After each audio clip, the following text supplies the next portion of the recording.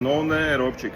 100 kg, manuprāt, vismaz uz vienu reizi būtu jāspēj uzspiest jebkuram. Tik viena reize tas nav nekas, 100 ir jāspiež vismaz 10 reizes.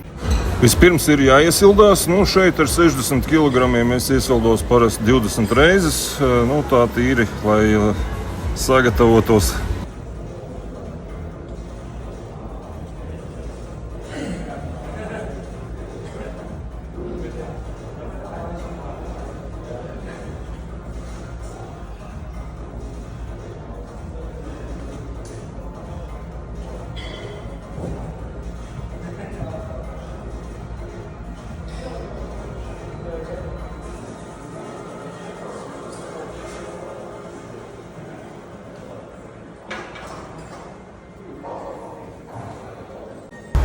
Kad iesildīšanās ir veikta, tad var uzlikt 100 kg un vajadzētu 10 reizītes. Tomēr tas tāds labs bāzes starts, ar ko sākt strādāt. Tad katram vīrietim manā skatījumā, vismaz tiem, kuriem ir pārpa 100 kg, man ir 125 kg, aptuveni šobrīd 1,95 m augums.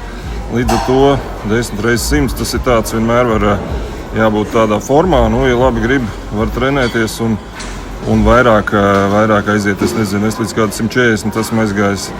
Līdz ar to, šādi te, šoreiz gan nebija kādu laiciņu pats cēlis šo te svaru, bet 12 reizes sanāca beigās. Varēja gan kāds 15, normāli arī 20 reizes arī 100 ir jāceļ. Apsveicu sieviešu dienā visus tos džekus, kuri nevar spiešanā guļus uzspiest 100 kg. Tas bāzes starta svars, ar ko vispār sākt strādāt, pēc tam var aiziet tālāk. Tas mūs var izglābt kaut kādās dzīves situācijās, ja jums uzguļās kāda branga sieviete virsū.